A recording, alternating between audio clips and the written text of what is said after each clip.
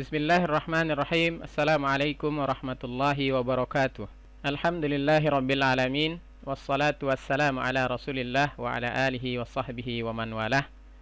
Apa kabar siswa sekalian? Semoga selalu sehat dan semangat ya. Hari ini kembali kita lanjutkan pelajaran kita, pelajaran PLSM atau pelajaran pemeliharaan listrik sepeda motor. Pada video-video sebelumnya kita sudah belajar mengenal 3 jenis sistem pengapian pada sepeda motor, yaitu sistem pengapian magnet konvensional, sistem pengapian baterai konvensional, dan yang terakhir kemarin adalah sistem pengapian AC CDI. Nah, untuk hari ini insya Allah kita akan belajar sistem pengapian DC CDI. Para siswa sekalian, sistem pengapian DC elektronik atau DC CDI ini sebenarnya hampir sama dengan sistem pengapian AC CDI.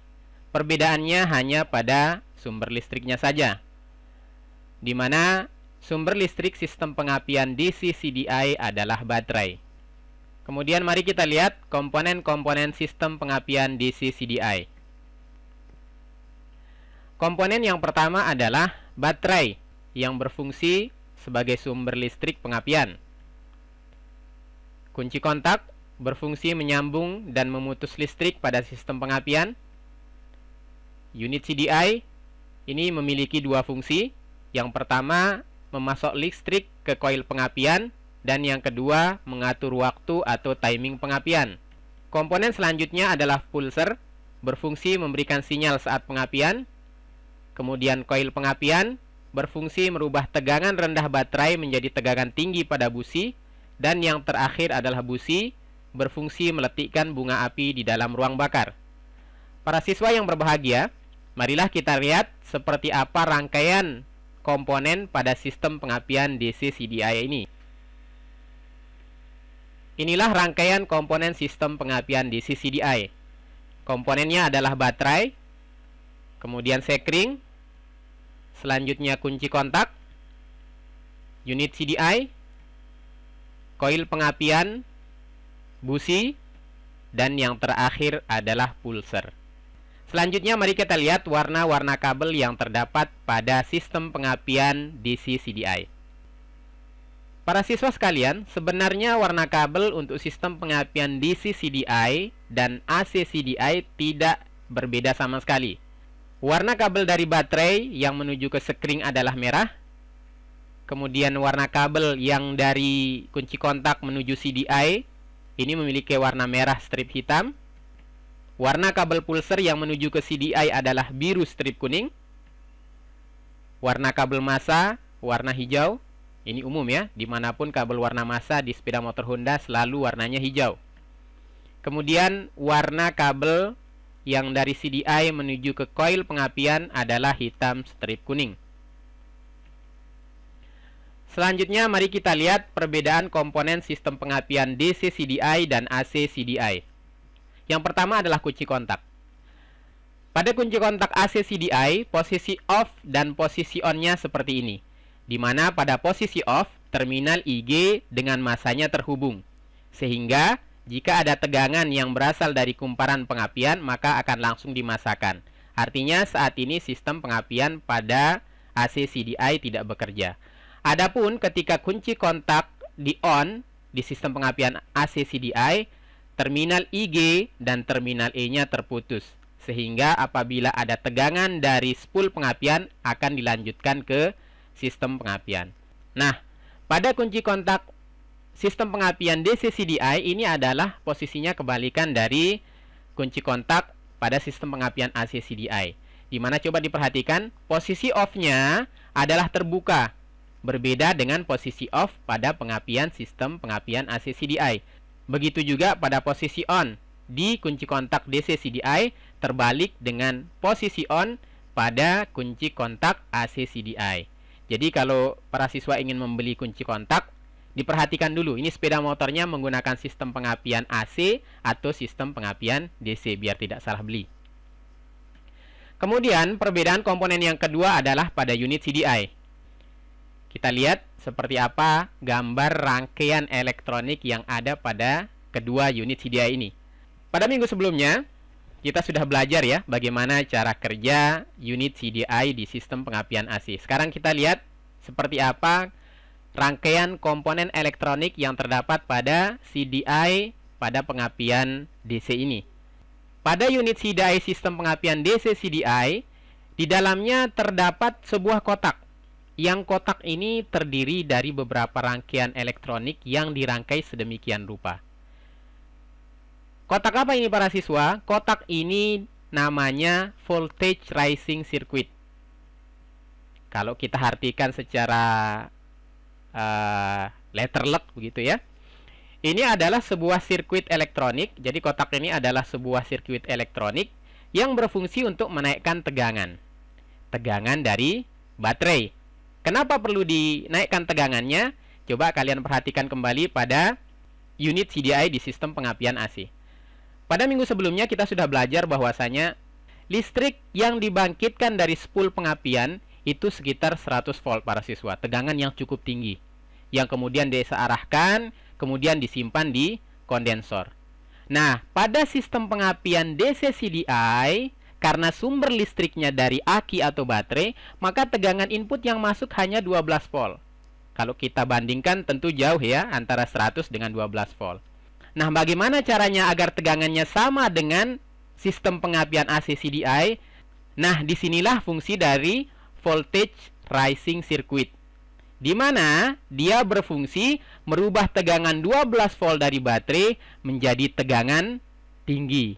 Nah, tegangan tinggi ini keluar dari trafonya. Ini trafo para siswa ya. Ini trafo step up yang berfungsi menaikkan tegangan rendah 12 volt menjadi tegangan tinggi, yang sebelum keluar dan disimpan di kondensor disearahkan terlebih dahulu oleh dioda. Nah, itulah dia para siswa sekalian perbedaan unit CDI yang terdapat pada sistem pengapian DC CDI. Pak Guru ingatkan juga ini, kalau beli CDI dicek dulu sistem pengapiannya apa, apakah sistem pengapiannya AC atau DC.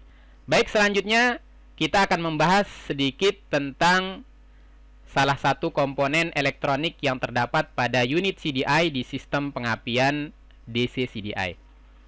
Seperti yang kita lihat di sini, ada salah satu komponen yang namanya transistor. Jadi para siswa, ini adalah sebuah komponen elektronik yang namanya transistor jenis NPN. Para siswa sekalian, transistor ini memiliki 3 kaki. Yang pertama kolektor, yang kedua base, dan yang ketiga emitor.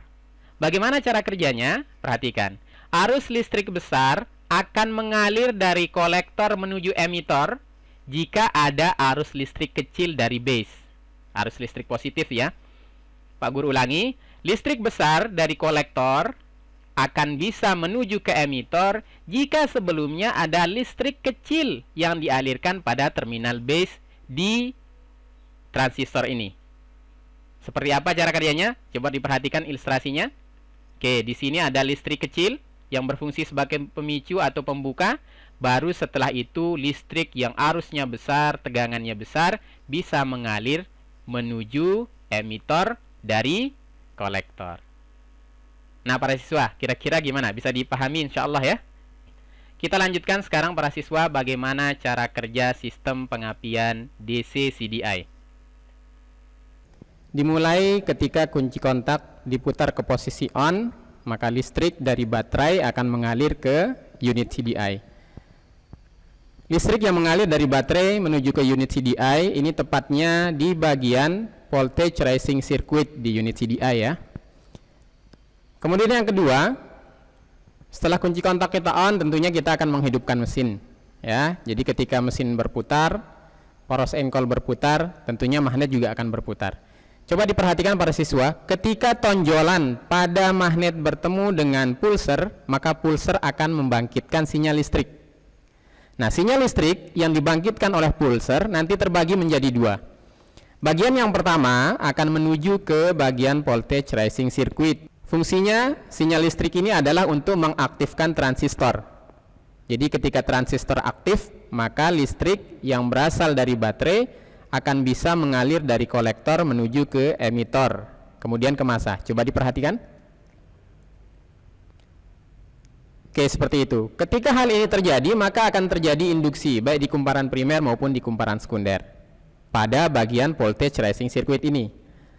Nah, listrik yang dibangkitkan oleh kumparan sekunder pada voltage rising circuit ini sudah berubah dari 12 volt menjadi tegangan 100 volt lebih, yang kemudian tegangan ini akan disimpan di bagian kapasitor. Selanjutnya, sinyal kedua yang dibangkitkan oleh pulser, para siswa sekalian, ini akan mengaktifkan SCR. Masih ingat kan cara kerja komponen SCR di sistem pengapian CDI AC? Jadi ketika gate mendapatkan sinyal listrik dari pulser, maka terminal anoda dan katoda akan mampu dialiri oleh listrik. Nah, saat SCR ini aktif, para siswa, listrik yang sebelumnya disimpan di kapasitor akan menuju ke kumparan primer pada koil pengapian. Coba diperhatikan.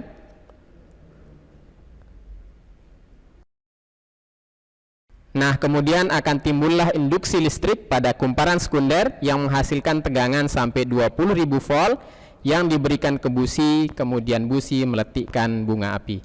Nah, para siswa sekalian, demikianlah cara kerja sistem pengapian DC CDI pada sepeda motor. Baik, selanjutnya marilah kita lihat bagaimana cara kerja sistem pengapian DC CDI dengan rangkaian yang lebih sederhana.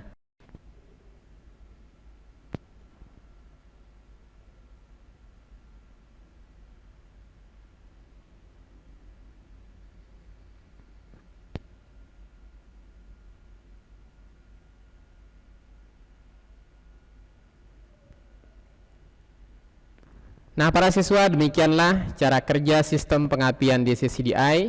Semoga bisa dipahami dengan mudah, insya Allah. Pak Guru ucapkan terima kasih banyak, selamat belajar, barakallahu fikum. Kalau ada hal-hal yang masih kurang bisa dipahami, silahkan tinggalkan komentar di kolom komentar di channel YouTube ini, atau bisa kita diskusikan di grup kelas kita. Sekali lagi terima kasih banyak, barakallahu fikum. Wassalamualaikum warahmatullahi wabarakatuh.